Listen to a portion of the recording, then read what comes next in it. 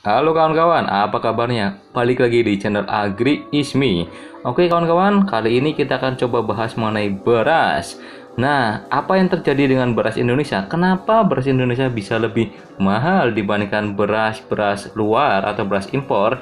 Padahal beras ini adalah beras lokal yang seharusnya lebih murah dibandingkan beras impor. Yang notabene impor perlu distribusi dan kos yang tinggi.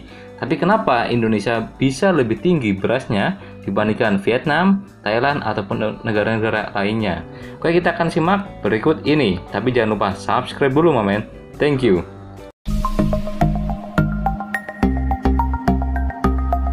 Yo, kawan-kawan semua, ternyata ada beberapa fakta unik terkait beras Indonesia, beras lokal kita. Kenapa bisa lebih mahal dibandingkan dengan beras impor?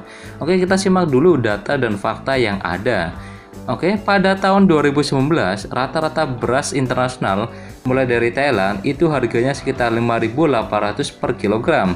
Sedangkan Vietnam yaitu sebesar 5.090 rupiah per kilogram. Jauh lebih rendah dibandingkan harga beras lokal Indonesia yang menyentuh harga Rp11.300 per kilogram. Nah, itu saja sudah mengindikasikan bahwa harga beras kita sangat tinggi dibandingkan dengan harga beras-beras impor lainnya. Nah, berdasarkan keterangan rektor dari IPB, menjelaskan bahwa produktivitas beras Indonesia berkisar antara 5,13 sampai 5,24 ton per hektar, sedikit lebih rendah dibandingkan Vietnam yang sebesar 5,82 ton per hektar. Namun, terlepas dari itu, ternyata produktivitas Indonesia sebesar 5,13 sampai 24 ini jauh lebih besar dibandingkan negara-negara tetangga seperti Malaysia, Filipina, dan Thailand yang hanya berkisar antara 4 sampai 3 ton per hektar.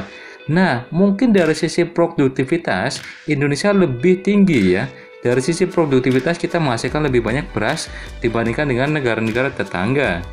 Namun, sayangnya hasil dari produktivitas yang banyak ini, yang produktif ini, tidak dibarengi dengan adanya efisiensi kos yang ada, kos yang muncul. Ternyata, perbandingan antara Indonesia dengan negara-negara ASEAN lainnya, ternyata Indonesia menjadi yang tertinggi dibandingkan Filipina, Cina, India, Thailand, dan Vietnam terkait biaya produksi beras di kawasan Asia, kawan-kawan semua. Komponen termahal dari produksi beras domestik adalah biaya sewa lahan, biaya tenaga kerja. Di samping itu pula, harga pupuk Indonesia hanya lebih murah dari India. Otomatis ini lebih mahal dibandingkan negara-negara kawasan Asia lainnya. Sayangnya, adanya harga yang mahal ini tidak mencerminkan bahwa petani Indonesia itu makmur, kawan-kawan semua. Kadang ada selisih harga yang tidak dinikmati oleh petani tapi oleh tengkulak. Nah, ini pula yang menjadi PR bagi Bulog Indonesia, yang terkadang Bulog ini mengalami kesulitan dalam menyerap beras petani. Karena jika membeli terlalu murah dari para petani, petani otomatis enggan memberikan berasnya kepada Bulog. Namun, kalau terlalu tinggi, otomatis nanti kena semprot dari Komisi Pemberantasan Korupsi atau KPK. Nah, dengan adanya kesulitan ini, terkadang pemerintah mengambil jalan pintas, yaitu dengan mengambil kebijakan impor beras dari luar negeri. Salah satunya adalah biasanya dari Vietnam, kawan-kawan semua. Nah, fakta bahwa kita biasanya impor beras dari Vietnam itu memang didasari dari sisi ekonomi. Nah, salah satu peneliti pertanian yaitu Bustanul mengatakan bahwa biaya untuk memproduksi 1 kg beras di Indonesia yaitu sebesar 4.000 sekian rupiah per kilogram. Lebih tinggi dari Vietnam yang hanya 1.600 sekian per kilogram, Thailand sebanyak 2.200 sekian per kilogram, India 2.300 sekian per kilogram, dan Filipina 3.000 sekian per kilogram. Bahkan, harga beras termahal yaitu beras premium dari Vietnam hanya sebesar 8.700 sekian kilogram atau setara dengan beras kualitas medium di dalam negeri atau beras lokal Indonesia. Oke kawan-kawan, kita masuk kepada Vietnam. Kenapa Vietnam bisa menjadi raja beras Asia bahkan dunia dengan harga yang sangat minimum? Oke, dalam urusan beras, Vietnam bisa jadi salah satu dari sekian banyak negara yang sukses dalam produksi berasnya.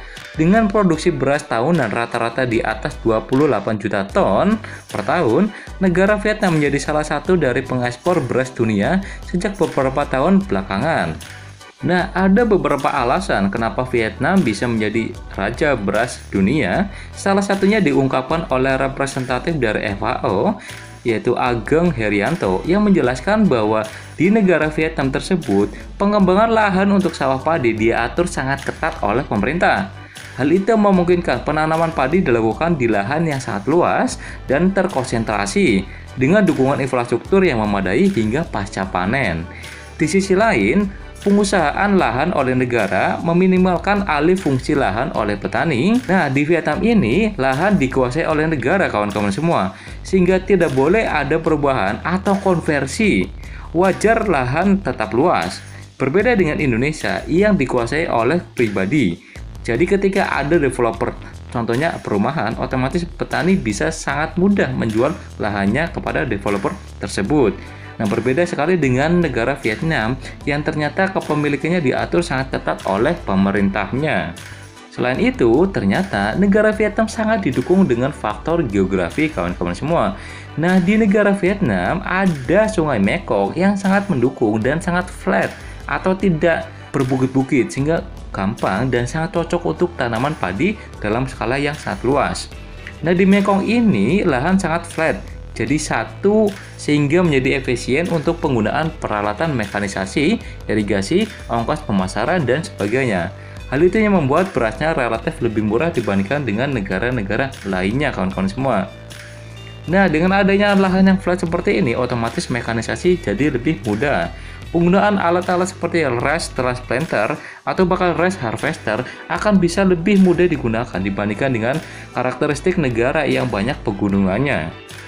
Vietnam terus meningkatkan nilai ekspor beras dengan adanya dukungan dari pemerintah berupa adanya inovasi teknologi pengolahan pasca panen.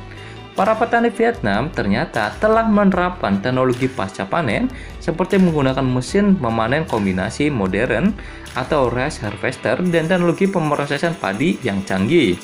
Nah, menurut Departemen Produksi Tanaman yang berada di bawah Kementerian Pertanian dan Pembangunan Pedesaan Vietnam, terdapat lebih dari 550 fasilitas penggilingan mekanis skala besar di seluruh negeri, terutama terkonsentrasi di Delta Mekong yang jumlahnya mencapai 95%. Dan yang terakhir, yang jadi paling menarik, ternyata pemerintah Vietnam tidak semata-mata mendorong produktivitas pertanian padi dengan menggunakan segala cara, yang salah satunya adalah penggunaan pestisida atau pengobatan pertanian secara masif. Namun, sebaliknya, pemerintah mendukung teknik ekologis untuk mengurangi penggunaan pestisida. Untuk memulai proyek ini, para petani awalnya diberikan bibit bunga yang kemudian mereka semaikan di pematang sawah dan diirigasi bersama padi. Meski banyak nektar bunga yang mati saat musim kering, ternyata cukup banyak yang bertahan dan menjadi benih bagi siklus pertumbuhan padi berikutnya. Nah, saat bunga mekar, predator seperti tawon kemudian hidup dari serbuk sari dan madu dari tanaman yang berbunga, kawan-kawan semua. Tak hanya hidup dari nektar bunga di pematang sawah, mereka juga terbang mencari serangga, dan kemudian bertelur di dalam telur yang ada di sarang serangga tersebut. Tak lama setelah itu, jumlah serangga akan berkurang. Menurut Pusat Pelindungan Tanaman Regional, petaninya ikut serta sudah secara signifikan mengurangi pemakaian pestisida mereka, dan tidak ada lagi laporan wabah warna coklat sejak proyek itu dimulai.